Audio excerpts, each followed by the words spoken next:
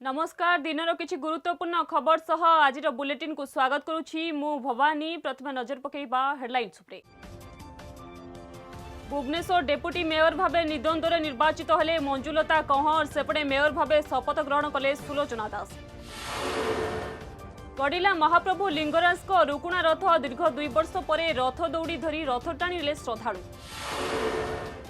जेते खोजिले सेते बाहरुछि क्षुद्र जलसेचन विभाग सहकारी जंत्री कार्तिकेश्वर राउलंक संपत्ति शालींक घरु 1,41 लाख जबत, गिरफ हेले द्वितीय पत्नी।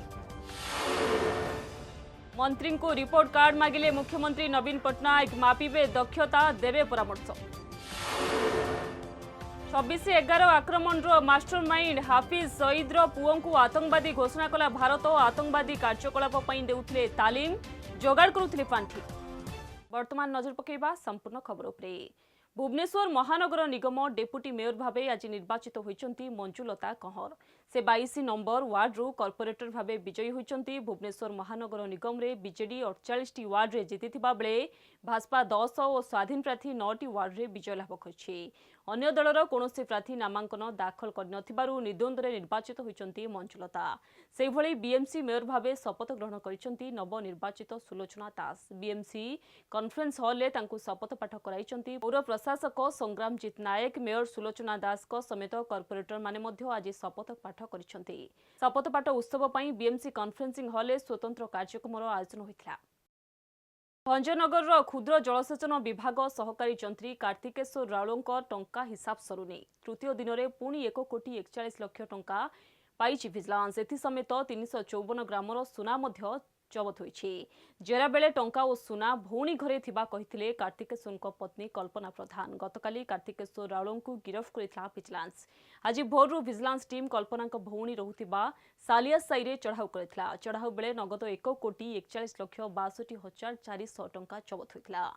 कार्तिकेश्वर द्वितीय पत्नी को गिरफ करिछि विजिलेंस। दुर्नीति को प्रोत्साहन देवा तथा टंका लुचाइबारे सहयोग करिबा अभियोग रे द्वितीय पत्नी कल्पना प्रधान को गिरफ करा जायछि। विजिलेंस कार्तिकेश्वर ठारू 4.76 कोटीर संपत्ति जबत करिछि। एही संपत्ति तांको आय ठारू 7 गुणा अधिक। प्रथम दिन में तांको घरू नगद 2,50,880 टंका जबत होइतिला।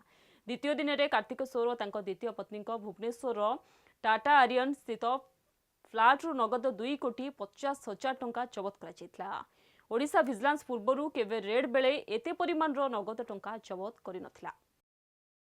आज महाप्रभु लिंगराज रुकुणा रथयात्रा भक्तों गहन रे गढ़ी। महाप्रभु लिंगराज रुकुणा रथ अशोकाष्टमी परंपरा और नीतिकांति सह पहंडी पर अपराह 4:30 सुधा आरंभ होता महाप्रभु लिंगराज रथटଣା।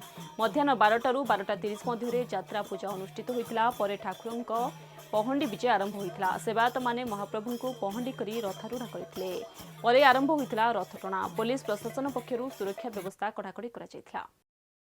26/11 आक्रमण मास्टरमाइंड हाफिज सईद पुओ हाफिज तलाहा सईद को यूपीए अधिनियम 1967 अनुଯାयी आतंकवादी बोली घोषणा करिछि भारत। केंद्र पक्षरु जारी विज्ञप्ति रे कहुଯାଇଛି जे हाफिज तलाह लश्कर ए तोयबा आतंकवादी संगठन जड़े वरिष्ठ नेता। से लेक्सर के मौलवी शाखार मुख्य अटे। एने गृह मंत्रालय पक्षरु एक विस्तृति नोटिफिकेशन मध्य जारी होइछि। हाफिज तल्ला सईद आतंकवादी कार्यकलाप पई पांठी संग्रह, आतंकवादी नियुक्ति, सेमानंकु तालीम देबा पई कार्य करुछि। जेउथि पई भारत हाफिज तल्ला सईद को आतंकवादी घोषणा करिछि। निकटरे पाकिस्तान आतंकवाद विरोधी कोर्ट मुंबई आक्रमण मास्टरमाइंड आतंकवादी हाफिज सईद को 31 वर्ष जेल दंड सुनाइछंती। मंत्री को रिपोर्ट कार्ड मागिले मुख्यमंत्री नवीन पट्टनायक। गत मास मध्य मंत्री माने निज निज विभाग रे केते दक्षतार सह विभिन्न योजना कार्यकारिता सफल होइचंती से नहीं रिपोर्ट देवाको निर्देश देइचंती मुख्यमंत्री। मंत्री को रिपोर्ट आधार रे मुख्यमंत्री सेमानक दक्षता माप करिवे।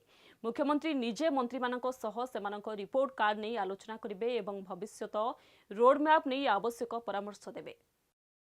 केंद्र कैबिनेट कार्यसूचीर 70% एवं हिंदी में प्रस्तुत होउछि। स्थानीय भाषा नुहे हिंदी को इंग्लिश विकल्प भाव ग्रहण करा आवश्यक बोली कहिसंती स्वराष्ट्र मंत्री अमित शाह।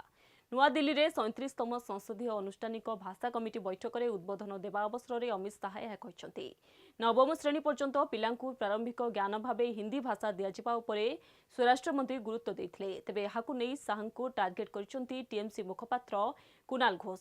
से कहते विभिन्न राज्य में भिन्न भिन्न भाषा रही। केंद्र सरकार हिंदी को जातीय भाषा करने परिवर्ते पेट्रोल डीजेल दर कमाइबा पई पदक्षेप नियंतु बोली से कहते।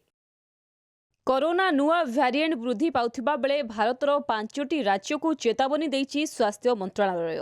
दिल्ली, हरियाणा, केरल, महाराष्ट्र और मिजोरम सरकार को चिठी होइछि। ए चिठी रे स्वास्थ्य सचिव राज्य मानकु सजग रहबाकू निर्देश होइछि।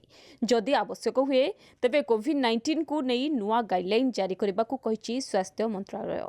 तेबे एहार भितरे गुजरातर जने व्यक्ति कोरोनार एक्सी भ्यारिएंट रे संक्रमित होइथिबा जणा पड़िछि। समय होइछि आज बुलेटिन को एठी रखिबा। अधिक खबर पई लॉगिन करंतु www.dhariti.com। नमस्कार।